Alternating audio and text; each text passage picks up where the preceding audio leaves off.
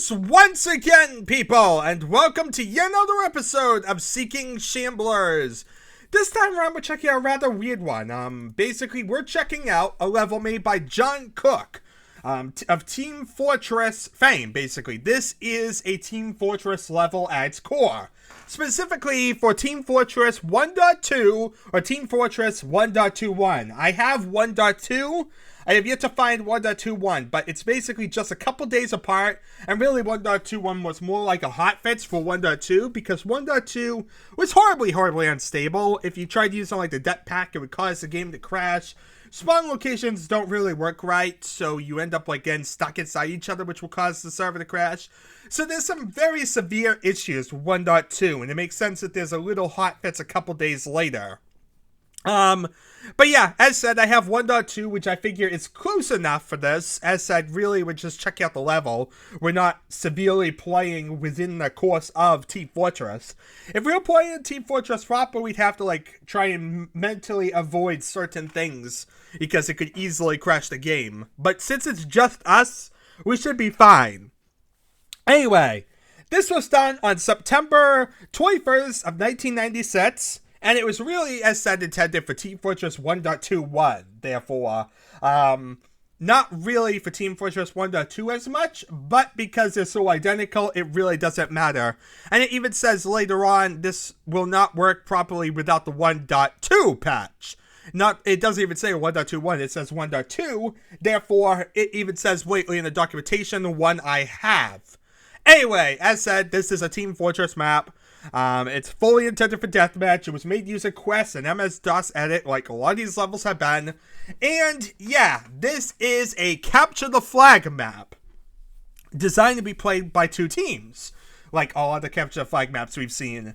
But yeah, it seems like as we're going along in this, and I begin deeper and deeper to Seeking Shamblers, we've been seeing more and more capture the flag maps. At one time, it seemed like we were seeing fully just every level was a deathmatch level. Suddenly now, that's not the case. It's not too common yet, but it's starting to become a thing, whereby we're seeing a lot more levels that are made specifically either for other modifications, or even bigger, for specific things, like specific capture the flag, all that. And in this case, this level is fully intended, as said, for capture the flag, which will make it the third level we've seen that's been done for, like, a capture the flag based standpoint. We saw, like, the first one back in, like, the days of Q Team. That would be Q Flag.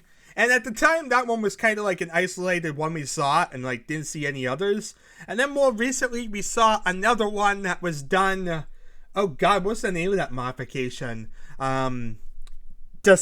Skulls? No.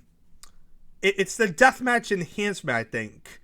It's the one that basically has the super weapons randomizer. Whatever the one that is the same one I'm talking about here.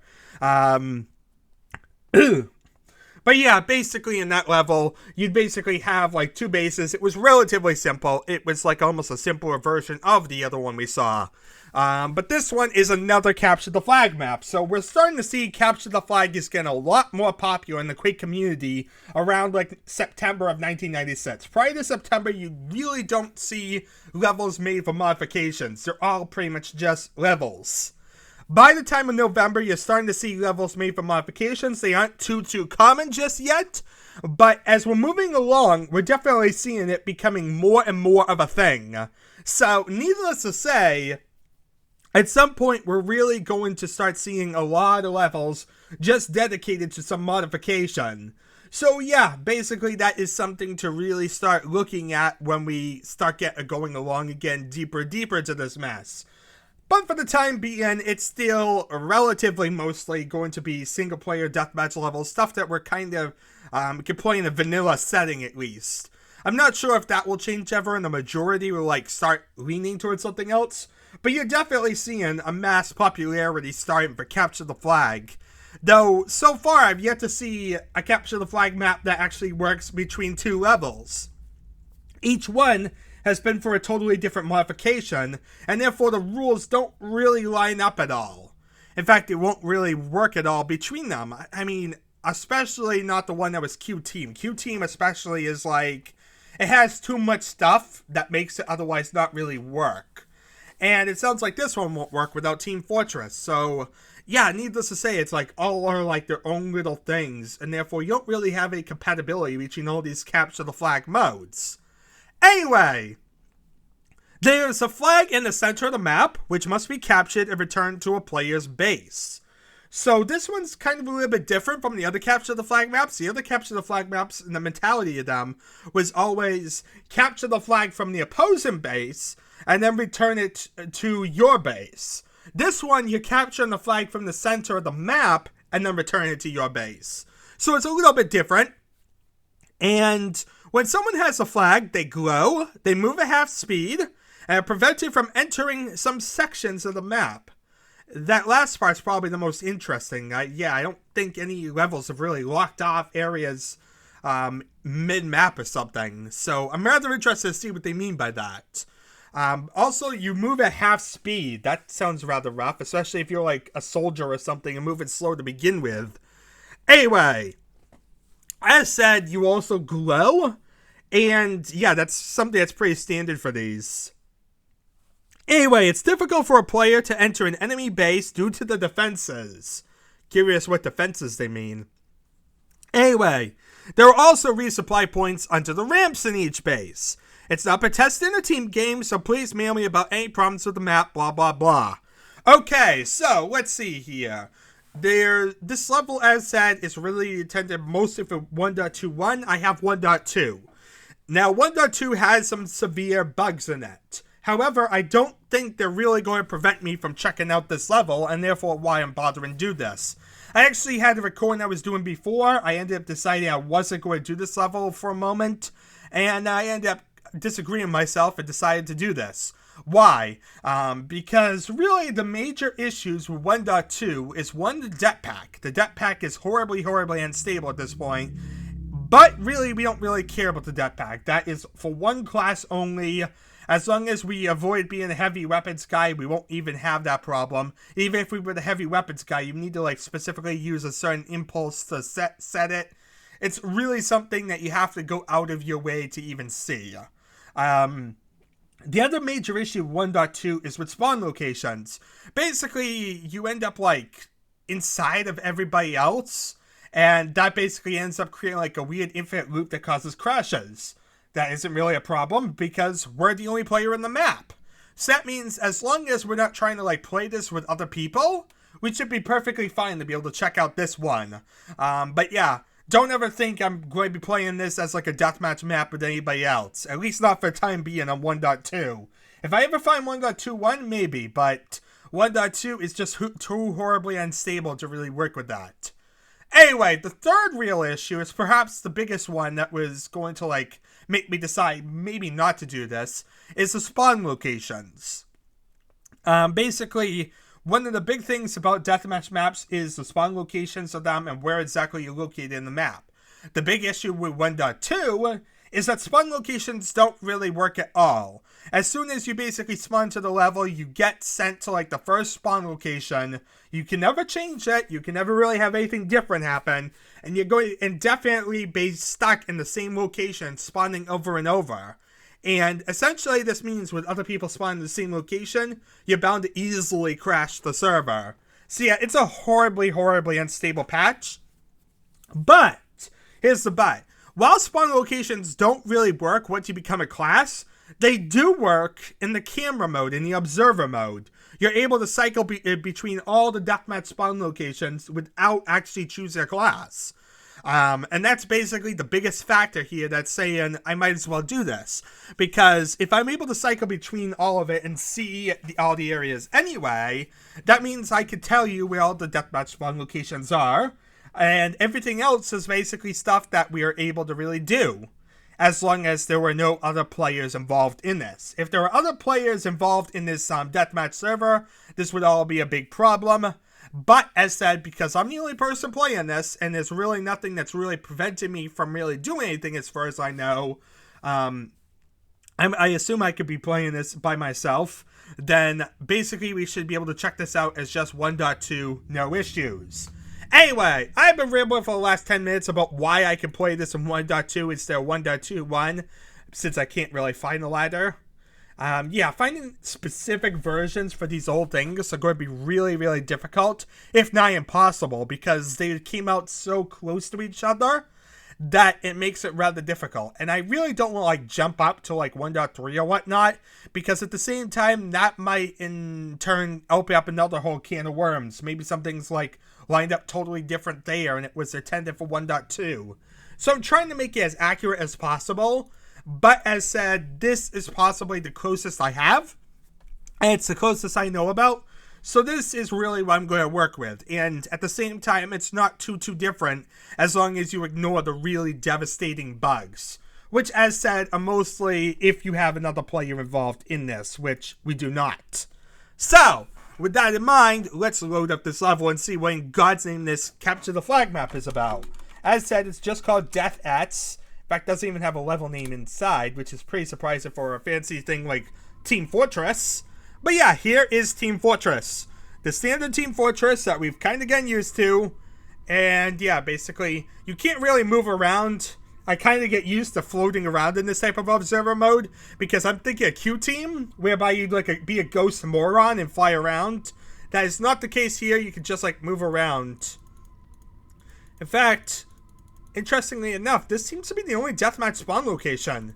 Either that or maybe it's like, actually, you have to like choose a team or something.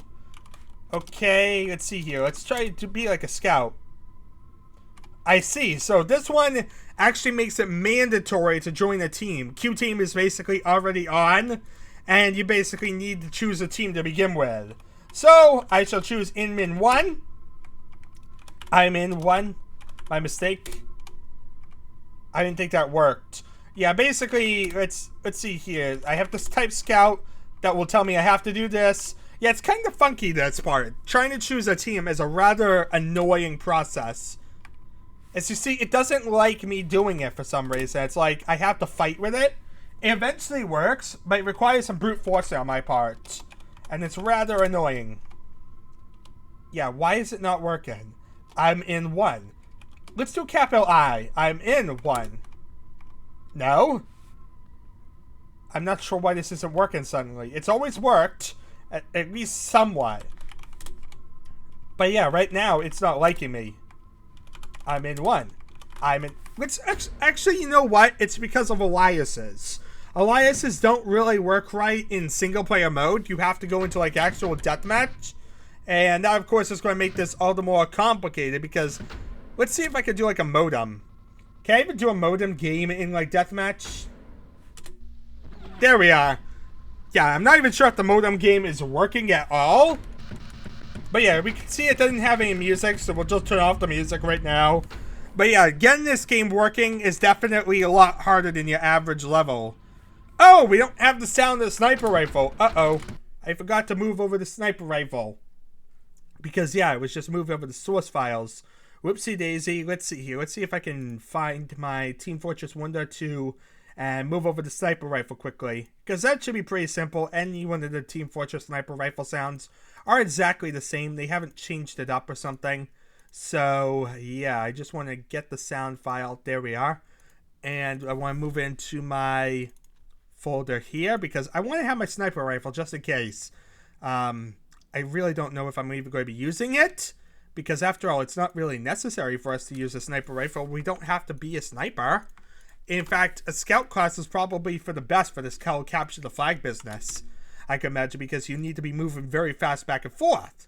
So, with that in mind, let's actually load up this thing. And this time around, we know we need to start it out in a freaking server for some reason. As said, it's like if you don't host the server, it ends up basically whereby you can't really get into the, you can't really get alliances working for whatever reason. I have no idea why it works like that, but that's basically the mentality here. Can't load sound weapon sniper. What? Sound weapon sniper. Okay, why aren't you working? It should be working. It seems like it should be working. Okay. We're going to have to fight with this, aren't we? Oh, I still had it in another directory. Play thing. Yeah, it's like I had Quake Fortress and... then it basically becomes it. Okay. So yeah, all my problem was I had another directory and didn't realize it. My mistake. Let's get back into it once again. We're going insane from trying to load up a freaking deathmatch game. Please don't tell me this is going to become a new norm soon. I can't wait for the days of Geoquake, because it's going to be a lot easier to start a deathmatch game than here. Yeah, see here you have to use like a modem. As you see, there's a weird hang-up, and I don't like that. Actually, while I'm here, I probably should test out Direct Connect, see if it's any better at all. Okay, Direct Connect seems to maybe work right away. Yeah, it seems like if you want to really make a quick deathmatch start, use Direct Connect. Okay, so we're learning how to at least kind of get around it. Direct Connect. Let's see here. And that kind of makes sense, because, yeah, it's not online. It's right away. And so it's not trying to fight with me in dot spots or something. So, what's the level now? That's a good question. What is the name of the level? deathX. Okay. This has been a lot of work to get here, but here we are. And now we're actually going to work in spawn locations. As you see, you can see kind of the capture the flag base right there, it looks like. I'm assuming that's like gold or something. I can't even tell what the letters are saying from here. Actually, it looks like the word 2. Okay, so maybe the names of the teams like 1 and 2. But yeah, you could like click here and you'll see like the different spawn locations. It looks like you basically have 4 spawn locations, basically, the 2 sides overlooking the bases. Fair enough. Actually, you have one in the middle by the flag. Okay. Yeah, so it looks like the 4 spawn locations in the flag. Fair enough. Okay, so that is the deathmatch spawn locations, essentially. Yeah, they're exactly the same as where you, like, spawn in a deathmatch spawn location. If maybe a little bit lower normally. But at the same time, it's the same idea. It's the same, location, generally. Now, we want to actually start the game. We want to actually play in TeamFortress or whatnot. So what I'm going to do is... Actually, no. First of all, I need to say the team I'm going to be in. I'll say I'm in 1, which basically means that I'm in team number 1. Simple enough. So far, so good. As you see, now it actually worked. Now I'll become a scout. Scout's the fastest team, and therefore probably the best to check out this map and move around, because it looks like a bunch of empty ground. You know, really, there's not going to be a lot of resources in this map, because the player is expected to spawn in TeamFortress with everything. You don't really have, like, any missing weapons or anything like that, so there's not going to be any weapons in this level, unlike every other level, and that's basically why this is intended entirely for TeamFortress. So you see there are these weird little bars everywhere. I'm assuming these are, like, going to raise once you get, like, the flag, and that's kind of what they mean by obstructions. But yeah, like I said, this map really is mostly just going to be geometry. There is... Oh, these are actually defenses. I see. So these are almost like mines or something. Yeah, if you run over them and they're the enemy base, you can't really get easily into the enemy base. Interesting. But yeah, basically this is a simple capture the flag map. Therefore, there's really not a lot to it. As said, because it's a TeamFortress map too. TeamFortress means you spawn with all the weapons and almost all the ammo you need. It's not really intended for you to need to be able to pick up any resources. And so therefore, this is really kind of it. Yeah, this is really the entire freaking level. I mean, there is a flag in the middle, and you do need to capture that, obviously. But there's not much in the way of normal resources here. You're not going to be seeing much. I see, there's weird resupply and stuff underneath the stairs. Yeah, you run underneath the staircases and you can rearm yourself. That's interesting. Yeah, if you wait like a few seconds, it'll resupply your resources and make you back up to whatever you were to begin with. So yeah, there's no ammo in this level. There's no actual resources in it. There's just that resupplying thing. This is going to be hard. I can't even see what I'm doing in this darkness. But yeah, you can see your way around the base. Owie! I tried jumping over and it seemed like it killed me. Can I even like not jump over these or something? That could be interesting. Yeah, it seems like you can't even jump. Like I try and jump over it and it still like instantly kills me. So there's no like jumping over it to like get over. You have to like really calculate your way around these. And that of course is going to be rather brutally difficult to get around. But yeah, that's basically the idea here, it looks like. Yeah, you have to navigate the long way around, and you can't really get to this ramp area easily. Honestly, why would you even want to get in there? There's nothing in there. It's just going to, you know, be the other opposing team's base. I mean, I guess if you're trying to telefrag them, well, not telefrag, but just kill them. You know, spawn kill, I guess you could say. But yeah, even trying to inch on the very edge, as you see, it's just like instantly killed me. So really, you're not really intended to get over them at all. There might be some weird way to brute force, maybe like jump off the base, jump back on. But it's going to be rather difficult. And it's almost not worth it. Wait, I see, I just jumped on this, and there we are, look at that. I jumped onto the little pillar thing right here, this little lip. And therefore I was able to get around and get onto the base. And now I'm inside the base that they're trying to prevent me from doing. So now I can just hang out here and kill everybody. Die, everybody else! And then when I'm done, I drop out here, and I'm done with that. Simple enough. Anyway, we still have one big thing to deal with, and that's the flag. We still have to actually, you know, do the whole goal of the map and capture the flag. So we probably should do that, knowing that we have done so long in this freaking map. So there we are. Flags were captured. You have the flag. Return to base. Base. Base. Base. What's a base? I'm not really sure if any walls have really changed this map. Owie! That hurt. It just told me I'm a scout. Congratulations. You knew what I was. But wasn't that mine? I thought it was on the blue wall side, which meant that was mine. Now I'm kind of confused. Does it, like, once you pick up these, basically any defenses kill you? Like this one? Yeah.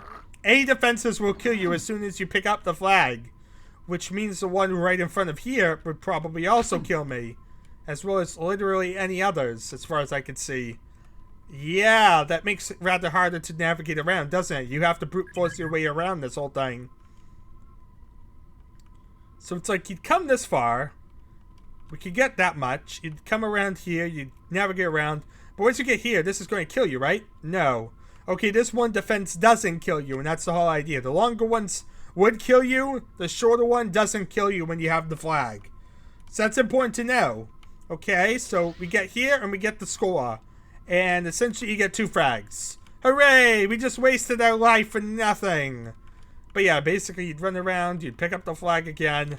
Let's get to the flag in the middle. And yeah, really this would be kind of the route around. You navigate this way. Not really too complex, but at the same time, a little bit of navigating around. But yeah, really this is capture the flag, and what really capture the flag is all about. Really running down, picking up a flag, and then returning. There's really not a lot to it. We've kind of already seen everything we really needed to see here, people. Let's do this one more time, I guess. Honestly, oh, okay. My frag count does not really matter into the score of capturing the flag. In fact, I'm not really sure that will even involve itself in the final score. But yeah, as you can see, we have a score of 6.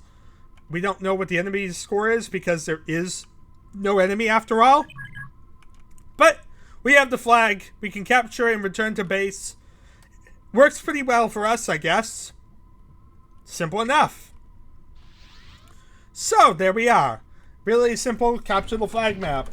And basically lines up with all the other capture the flag maps we have, except even more basic than those, because as said, this is TeamFortress, and TeamFortress means you really don't need any resources whatsoever. As you can kind of see, there's literally nothing on the map besides some resupply points. So, with that in mind, really interesting and different level, I guess you could say. But we got to see it, check it out, and with that, we're pretty much done here. Anyway, thank you all for watching. It has been an adventure, and I guess I'll see you all, well, next time.